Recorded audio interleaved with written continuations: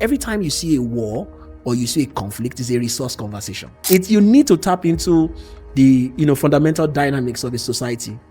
Religion and culture is an intersection of Africa that you can tie into, and once you make a product tied to have a cultural undertone to a people, and they can create affinity to it, they like it. It becomes super. So China has built significant internal manufacturing complexes and manufacturing capabilities that the West has not built over the years. And it's a good thing that just the way China educated its population, Nigeria is doing that in tech. And we can't wait to see what it will look like in the next five. So what we have right now in Nigeria is like a long-term game of train first and then see what happens later. We need to have a long-term game.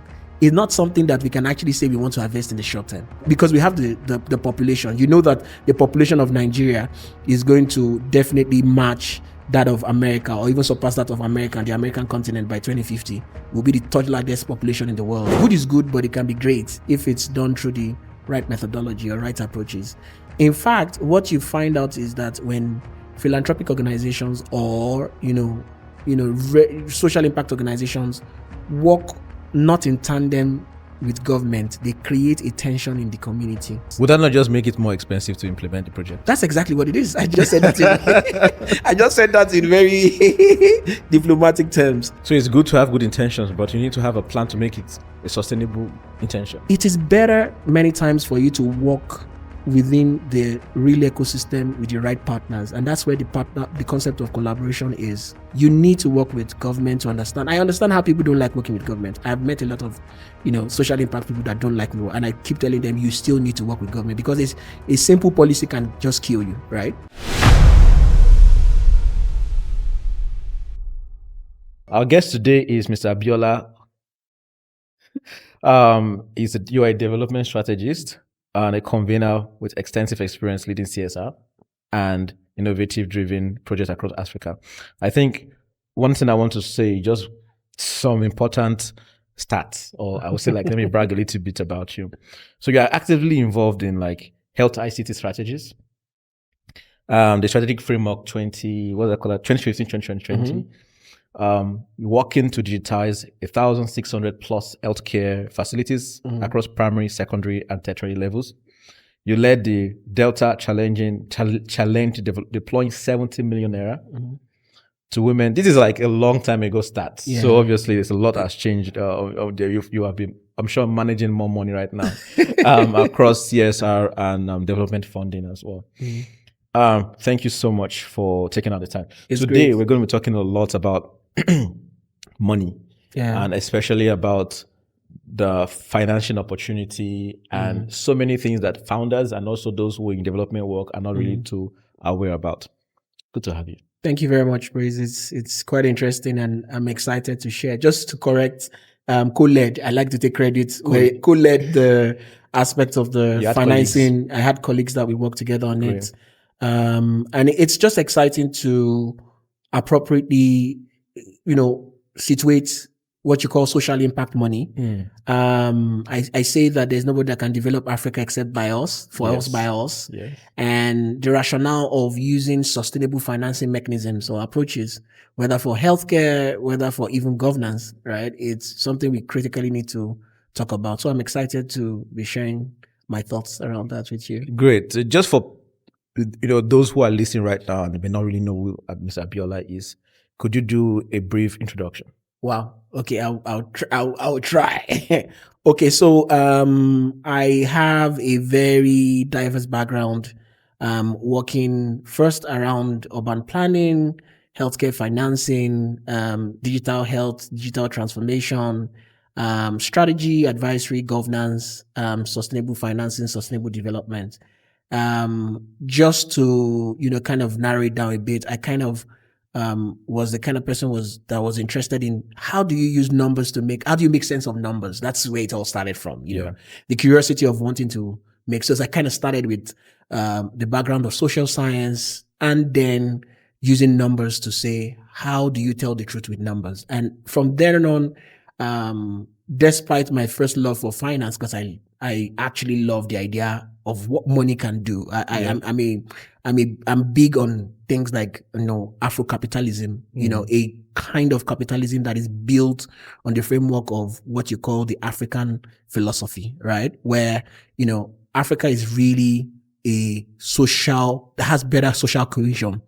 We're all connected one way or the other. Yeah. And it's not about the classical Western capitalism that you have a few that are very rich, but it's about social growth. Yeah. And, and everybody growing together fundamentally. So you don't have too much dichotomy. What you call classically an egalitarian society. That's what Africa should be. So in short, you're like at the intersection of private sector, public sector, and development sector. Yeah. So I try to frame it as a tri-sector expert, fundamentally, where because of my experience in private sector development, local and international, and then governance and government. I currently work with one of the government agencies, advising the DG on a fund and across projects at the same time.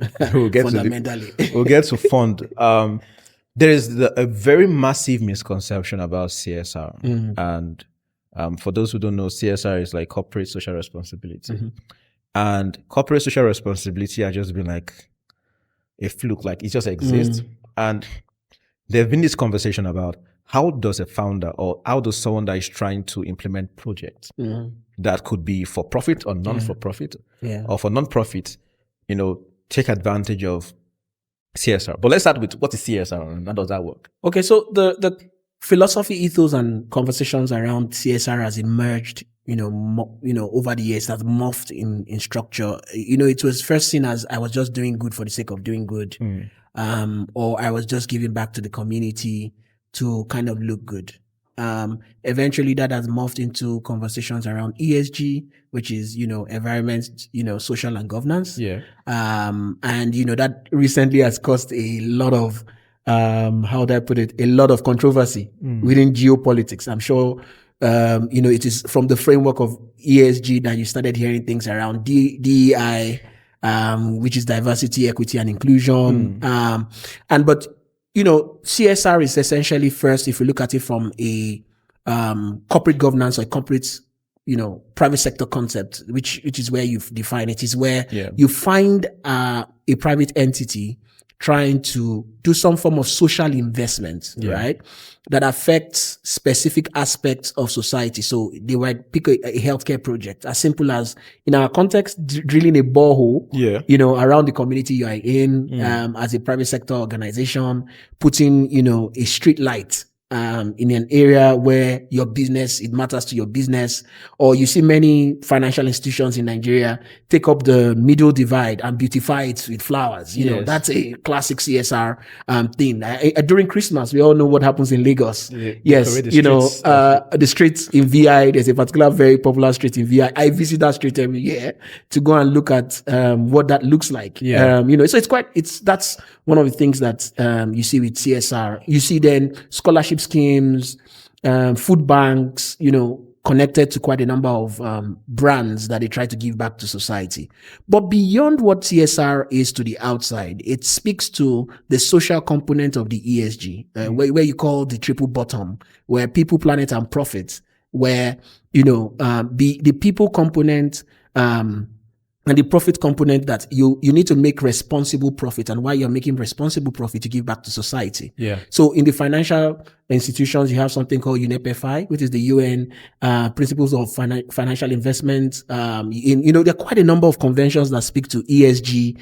There's the GRI standards that measure specifically how organizations are kind of looking at what you putting the matrix in a simple way of what the SDGs, they're aligning with the SDGs. So when you think CSR, one thing that will come to your mind first is SDGs and how a private sector organization is catalyzing with their own social investment or their own social impact and other impacts. It's not just social, because their profit also drives certain aspects into, so they're driving impact into ESG. But the CSR component is free will. They're not focusing on profiting from it. It's more of a social impact aspect of it for them. So that's really what CSR is. And, like I said, it's an evolving component. And I give a typical example. In Nigeria, for instance, there is the CBN. There's something called the Sustainability Banking Principles in the Financial Services Sector, where it's been chaired by the CBN and other banks. And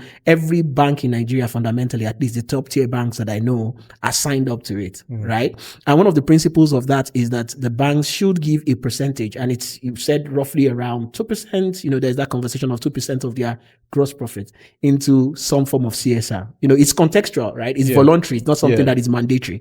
However, if you notice across Africa and across the globe, if you notice the very big brands, all of them have specific CSR components that they've already done. And all of those things kind of go into what you call their own sustainability report, or their own even end of year report. That is things that you can translate to some value, social capital. Even for the brand, because doing good is actually good business. Yes. It's a way of promoting your brand and tapping into the social equity, within the community, to be able to get your brand to grow. So fundamentally, that's the beautiful intersection for a private sector person when you're thinking about it, particularly the startups, to say, how is my brand also building particularly around social equity, right? Beyond just the profit and the, PR will look good, that we are, yes, we may be solving a social problem, but we may go further to build additional social impact with the social problem that we're solving. If we look at the top 100 large organizations, which is say the MTNs, the banks, and the rest, cumulatively, if they were to produce or to set aside about 1% of their revenue or their gross revenue to CSR, that gives you an idea of the kind of money that is being set aside just for CSR. And this conversation is quite interesting to me. It's quite important to me because we know, someone said the Trumpification of things. Right. Trump effect. Trump effect, right? And the fact that funding has basically, we know about this, the US aid. And that got me thinking that when Africa starts to look at inward, how do we fund initiative? How do we fund some of these projects that are currently being funded by the US aid and the rest? Could you see CSR being a better alternative to this fund? So absolutely. The short answer to that, yes, CSR is a very practical alternative. And I would even, let me give you a little bit of a background to it. So beyond the Trump effect, historically, there's been real conversations around, private sector involvement, private sector integration into supporting social impact projects. Classically, the challenge has been for the private sector is what you call, because they're a for-profit business, there needs to be some form of value in terms of return on investment, but that's not been clearly stated within the Nigerian framework, right? The African framework, fundamentally, like I said earlier, is a social, the side of social cohesion we have more a Ubuntu effect, for us by us, I am because we are, as the case may be. But when you begin to go into the private sector properly, you begin to rethink that part, that if you are going to actually remove a part of money that should have gone to your shareholders, you need to, or expand your business, you then need to see commensurate value. We've not historically been able to define how, and specifically investment in social impact would be, valued and translate to some bottom line value for the private sector. So I give a typical example. We are all aware that some of the projects, tax benefits that organizations like the Dangote Group has gotten for their investments in roads.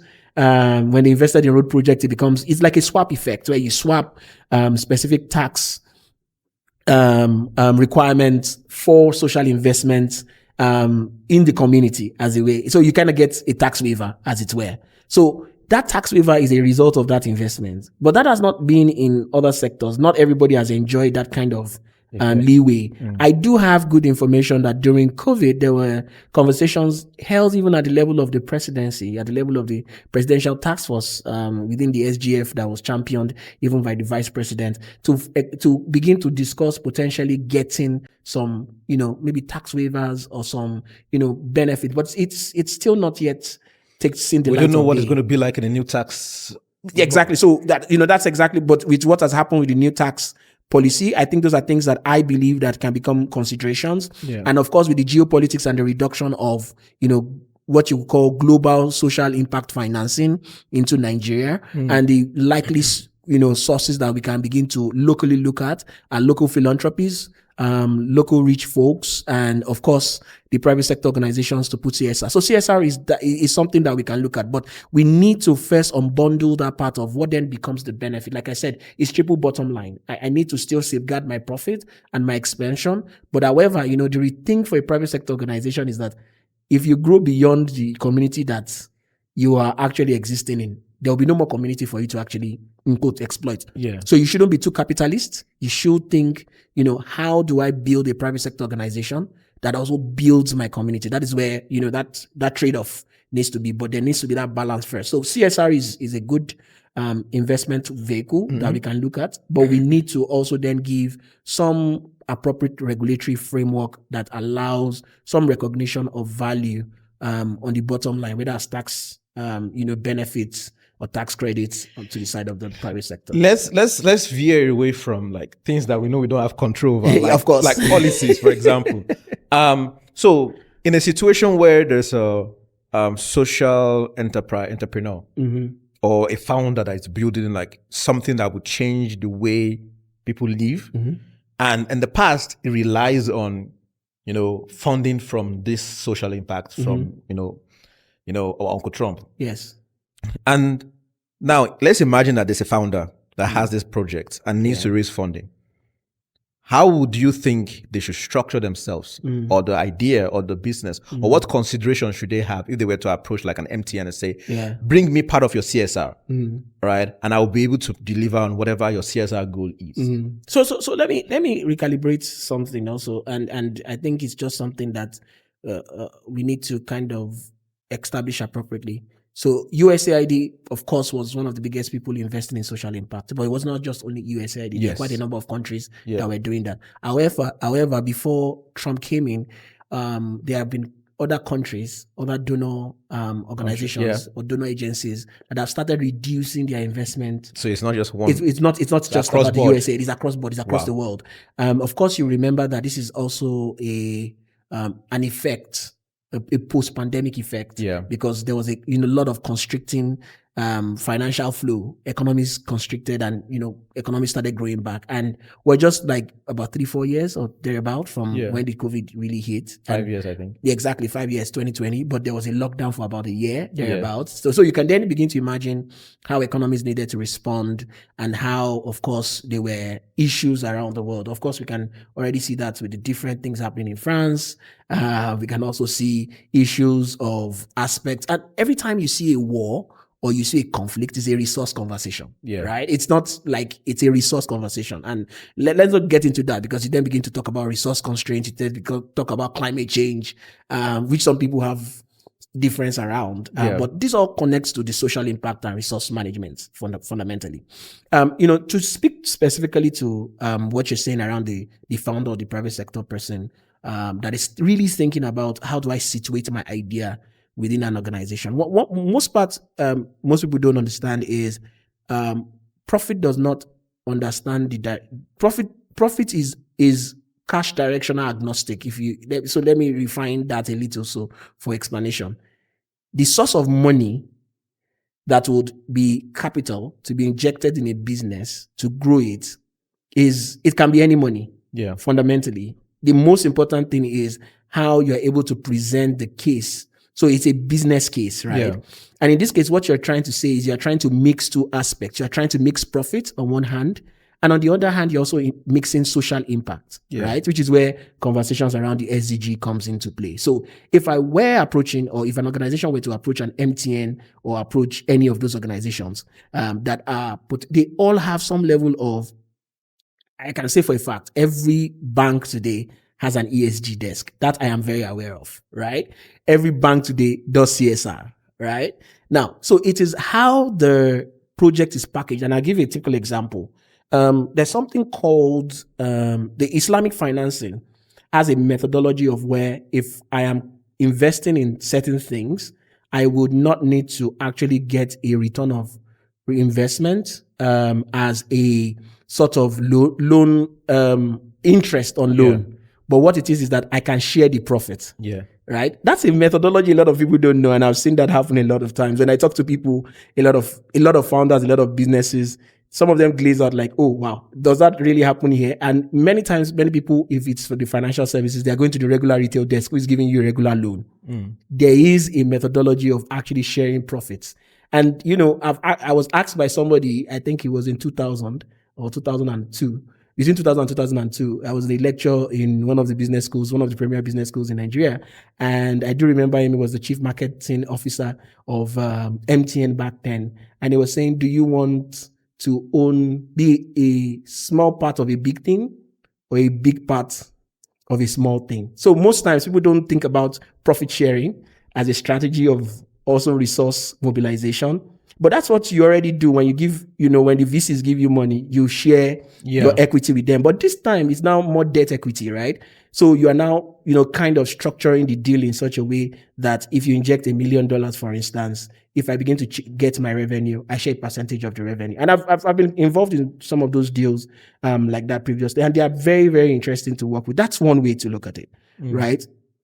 The other way to look at it is that the organization then begins to look at their CSR budget itself and say, oh, your business might be able to fit into something we do as a CSR, and then be able to, allow you meet that aspect of it. So let me give an example. Let's say I'm an organization that actually does some form of educational materials that improve learning in schools. Or let me put it, I have educational materials that is focused on people with neurodivergence, or they have, disability with learning, right? Learning difficulties. Thank you very much. And the truth about it is that that's a very niche value that I'm providing, right? So I approach a financial institution, I approach a telecoms organization. I already probably know that there's a big brand that is big on autism in Nigeria. Yes, and, fundamentally, for the way GTB has been structured over time, they do an annual project on autism. So it already tells me there's a bit of issue. It's in line with their goal. Exactly. So first of all, I do a little bit of research, and that's where the thing starts from. What is my product? Where does it fit within the spectrum of where I'm working on? And how do I then approach the brand? So I approach a GTB with something that is an, autism specific, because this product is autism specific, like the example I'm making, and I approach them. Now, of course, they will give me a bit of a runaround. I expect that, right? But you see, the beauty of it is that because they have also clearly marked that space, they've taken time to make it they've made a lot of awareness about it. Another alternate brand may not mind to back you to create competitive advantage and social capital for themselves around neurodivergence and learning difficulties, because it's an intersection of education, learning difficulties, and also a key component of healthcare. Because, if you look at SDGs where it said, access to health, access to education for everyone, it's a right. Yes. So if I can, use that understanding of the SDG of saying I'm providing education for all, access to education for that particular niche population as well is my product, it then begins to capture some interesting attentions.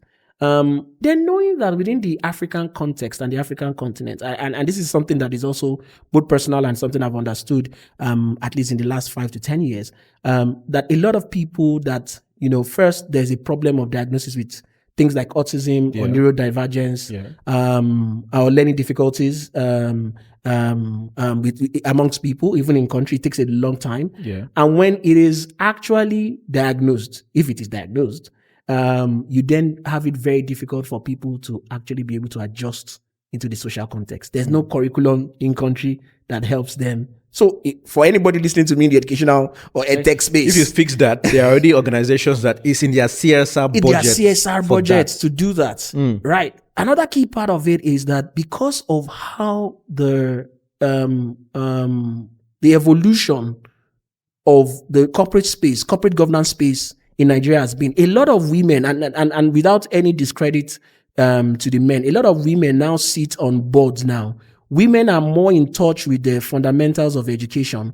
There's no way I want to say it any better. From a gender role perspective that we've always seen, the Africa gender role, where, the women get a lot of involved in the academics of their children, their nurture effect. And this is not any form of, not that men are not nurturing, but, and this is not being a chauvinist, this is not being anything, but women are more nurturing, men classically, at least, from what we used to know in the 80s, not now, not anymore. Men used to be like the providers. And, but you can see how the society has switched, where women have now stepped into the provider role as well. They are also leading the pack. So the fact that they also lead the pack and they sit on the boards of organizations as well, they can actually champion certain social impact projects that are always of good impact to women. And for instance, now, you now have banks giving loans to women that are trying to address things like fertility issues, right? That's a social impact project. It's a healthcare project, but you now have a loan package connected to it. On the back end, the bank is going to be able to report social impact that they have made on that product, right?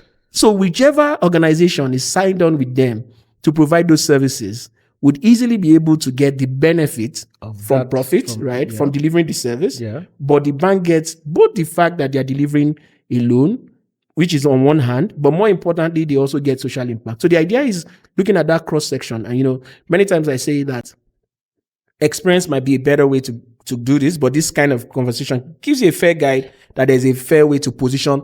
There's no project I've heard of. There's no product I've heard of, literally, that does not have an intersection some way with the interests of CSR. And I also think that one of the biggest thing a founder should get off their mind when it comes to CSR is this, for the lack of a better word, it's a good thing and you should do it.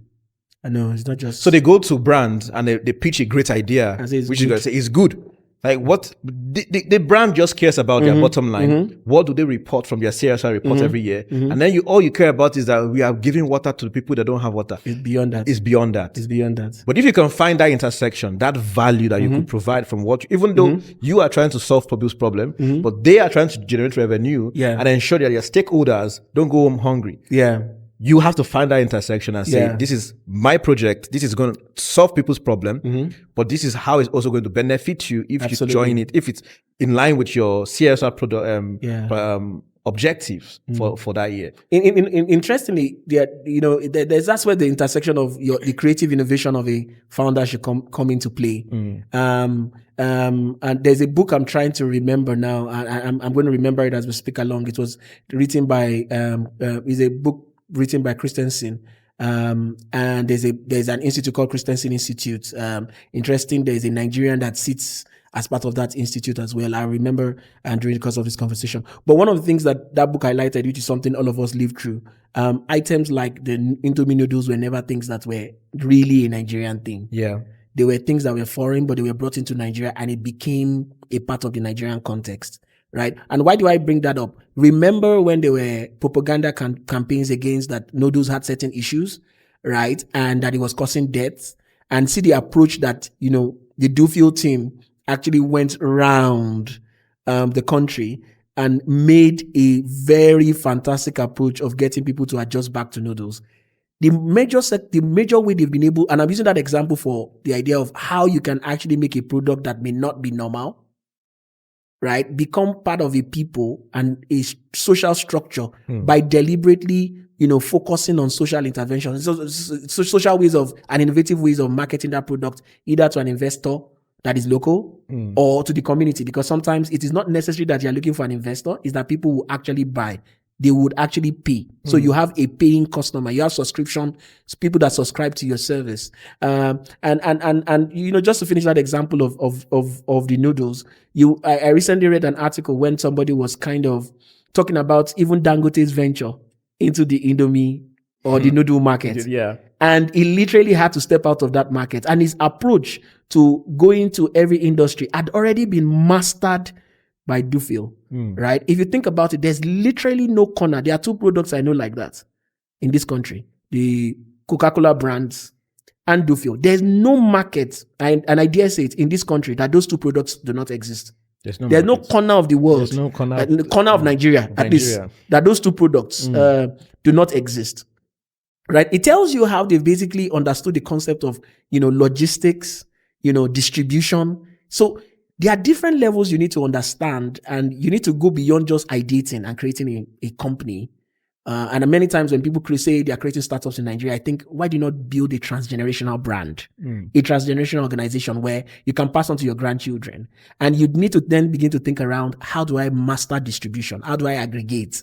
Right? And how do I get to the point where I am looking at end to end? So you see what Dangote is doing with the oil and gas, where he's saying what he's trying to do with CNG is that was exactly what he had mastered and he tried to do with Dufil.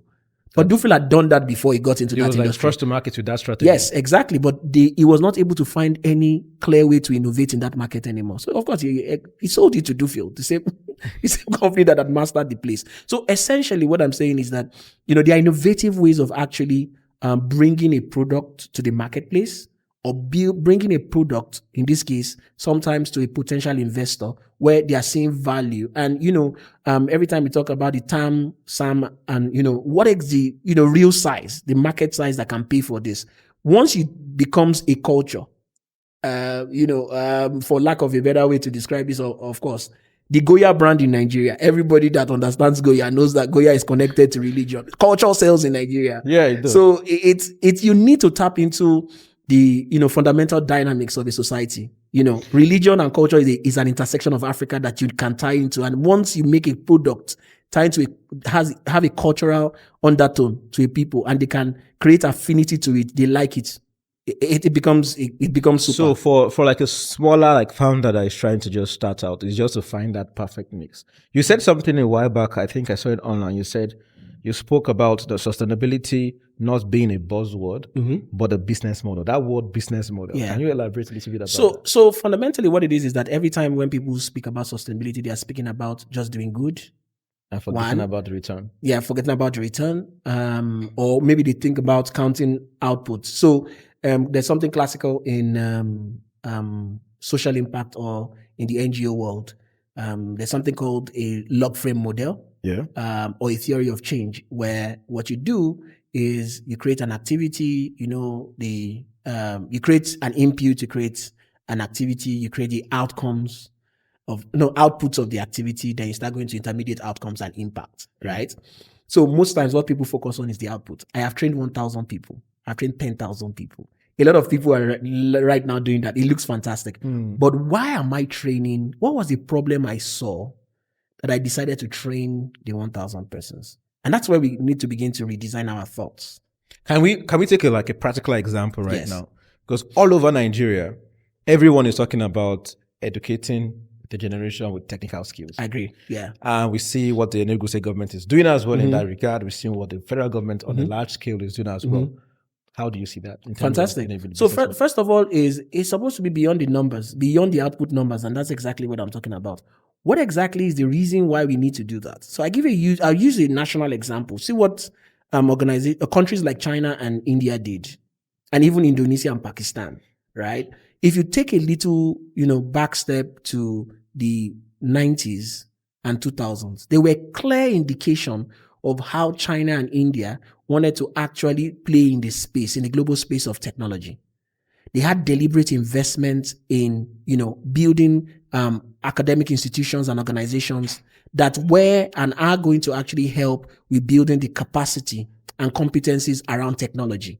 Right. After building that, they now had significant investments, on how do you then identify people to get there. Of course, there were scholarships and all of those things. In fact, to some countries, what they were doing was they were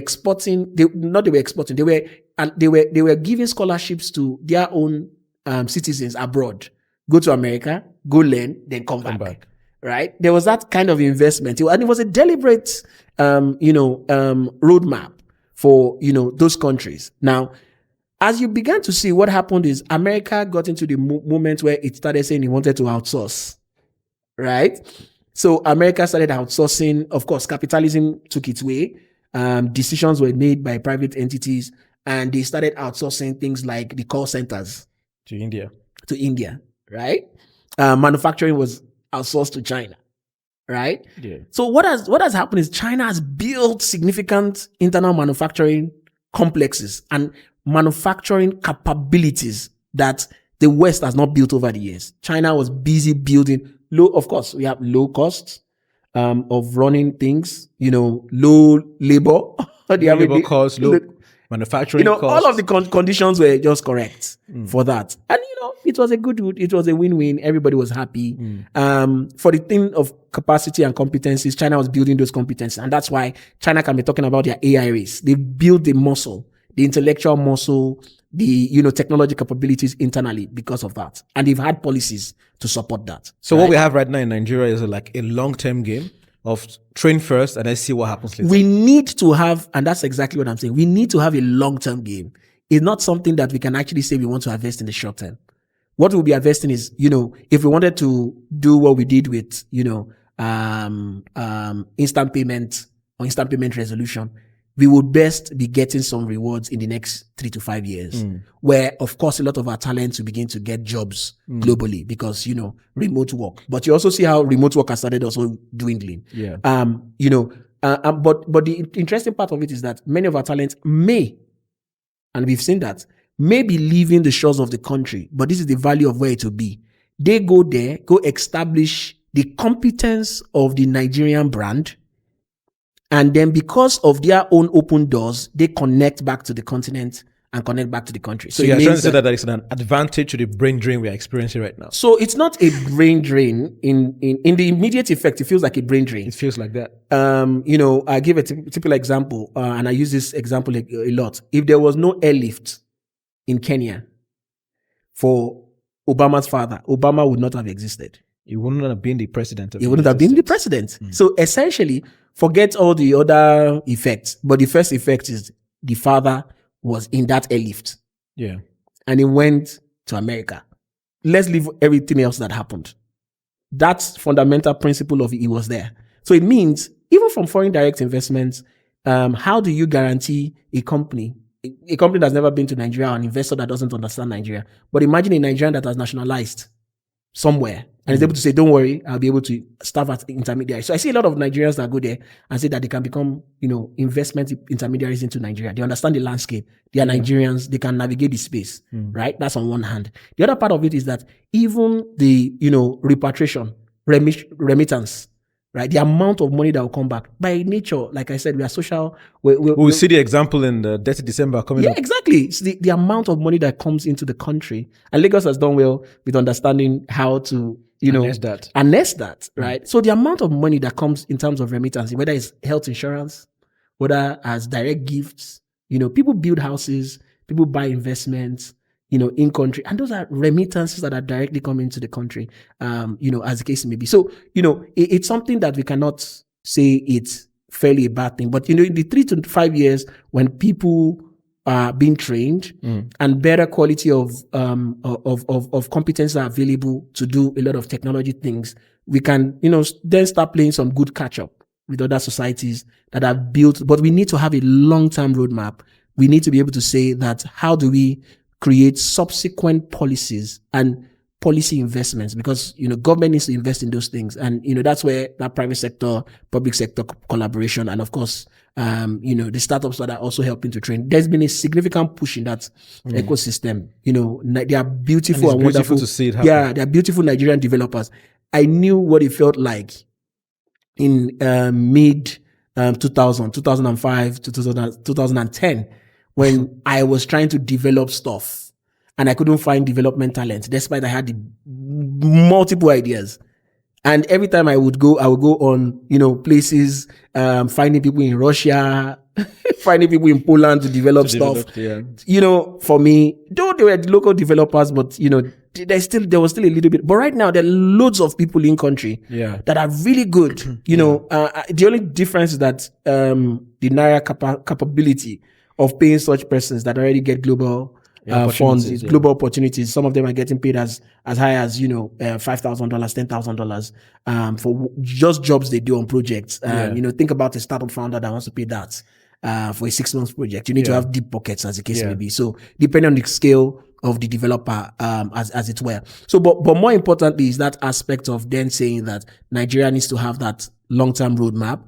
We need to be intentional about it. It's not just for a buzz or just for numbers effect, right? The numbers are great. Having 1 million, 3 million, 5 million, 10 million people at different levels of because we have the population. You know that the population of Nigeria is going to definitely match that of America or even surpass that of America and the American continent by 2050. Will be the third largest population in the world. And if you begin to think about that, we need to think intentionally. The fact that we are also a very youth-centric population, more than 50% of the population of Nigeria is youth. So you then need to think about how do you empower those young people, and so you don't create an insurrection. And it's a good thing that just the way China educated its population, Nigeria is doing that in tech, and we can't wait to see what it will look like in the next 5 years. Let's look a little bit about the landscape right now.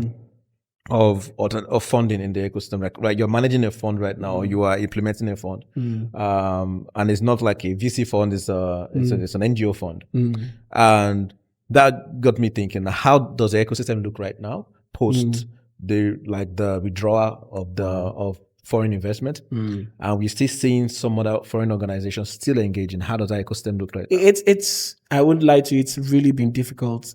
First off, in the last 2 weeks, I've had news of one of the funds I work on actually say that we cannot implement any other projects anymore because there's no availability of funds anymore. That was the last project you're working on. That's the last activity in these last 2 weeks. There's been conversation on we cannot implement any other one because the funds have dried up. Wow. Right. And just for context, right? A lot of funds that initially either told before the commitment or the exit of the USAID had a lot of promise. I've now kind of had to re-strategize. Of course, there's been a lot of assessments done by a lot of organizations on the exit of what it means, and a lot of prioritization of what could be catalytic in healthcare. The federal government is working in healthcare to do things like swap. In other sectors, there are other mechanisms of saying, and swap is basically the national health sector renewal investment initiative, social renewal investment initiative.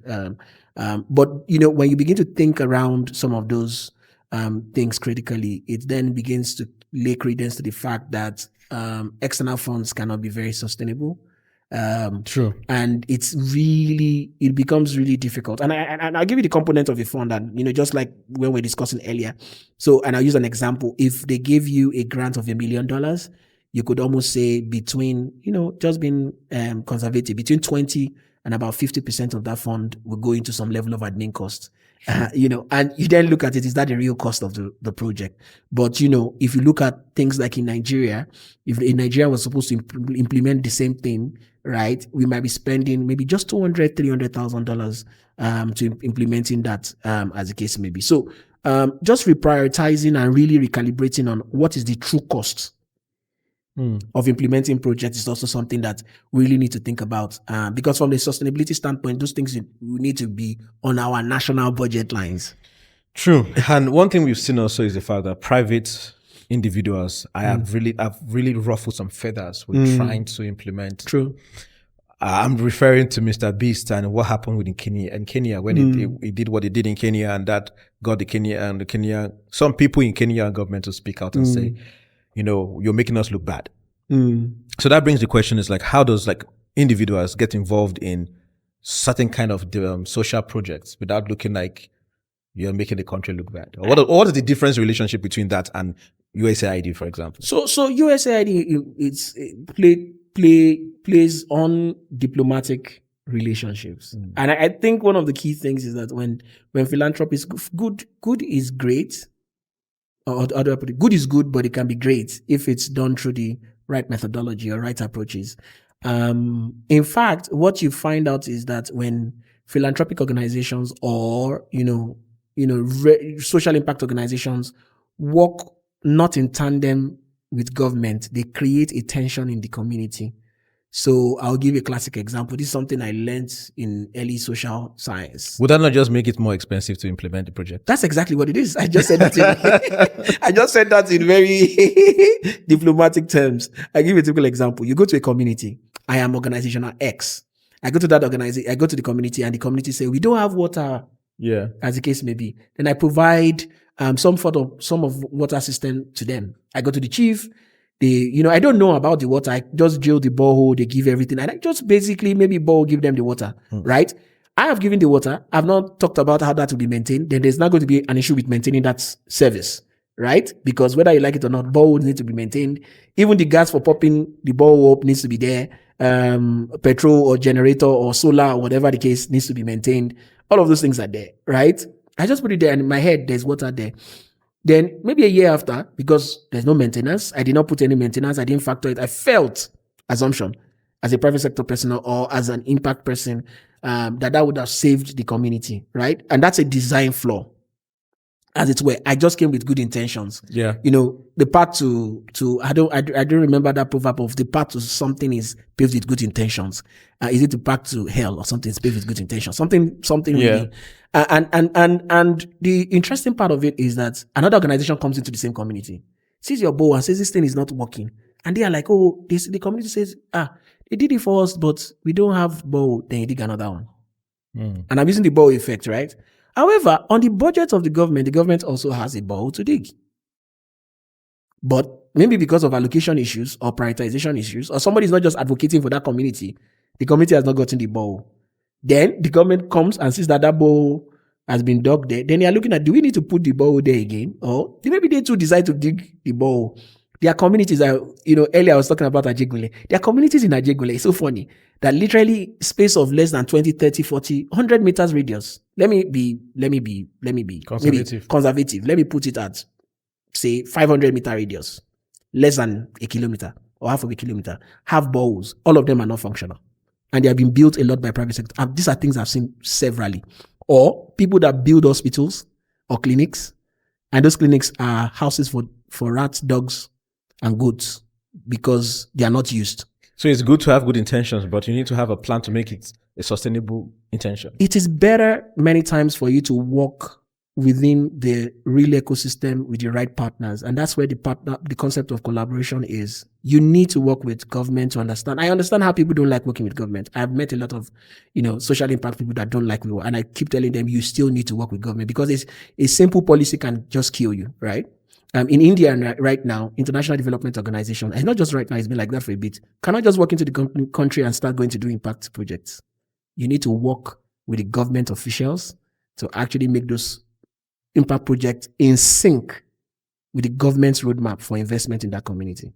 That's on one hand. The community itself, you need to be able to investigate what has worked well, what has not worked well. Many times, just like many founders, even with regular products, the person is building an EMR and believe that their EMR is fantastic, or their digital tool is fantastic, or somebody in the edtech space feels that their stuff is extremely fantastic, and they've not found out what has happened previously in edtech. Why it has failed. What exactly was the adoption issue and all of those things. And they just feel... They get so bogged down with the problem that they get too more romantic with the fact that the problem is big enough. It's big enough for them to, to kind of solve. Not why did others fail? Who were the people that came before us? And unfortunately, we don't tell enough stories also in Africa. Of course, that has become better lately, where people tell stories about previous. But if you see the graveyards of startups or in innovations, in fact, Africa has a term in social development called pilotitis, where a lot of people have piloted digital interventions. And stopped at pilot stage. And nobody's learning the reason why they couldn't scale. One of the key things is that those things may not really be aligned or be owned by government. And then the people that are actually on the project saw it as just a random one-time effect project. So when the project funding ended, no adoption. So that's a key component that, every time any private sector, just like you mentioned with Mr. Beast, why did Mr. Beast not work with maybe the Ministry of Health or Ministry of Education? Why did they not work with an international NGO that already works in Kenya, that partners with a local NGO in Kenya? So they are not seeing the face of Mr. Beast. It can be a Mr. Beast funded project. You see how that is? Yeah. Mr. Beast could have been a foundation, right? And it's partnered with another. So it becomes a grant making foundation. Rather than direct implementers. No, because that's a diplomatic, and I don't want to get into. There's a lot of nuances. That is a conversation for another day. Yes, around that. Thank you so much. Absolutely. It's been an interesting conversation. Absolutely, it has been interesting. So we're definitely looking forward to having more conversation on other topics very soon. Absolutely, looking forward to sharing more. Yeah, thank you.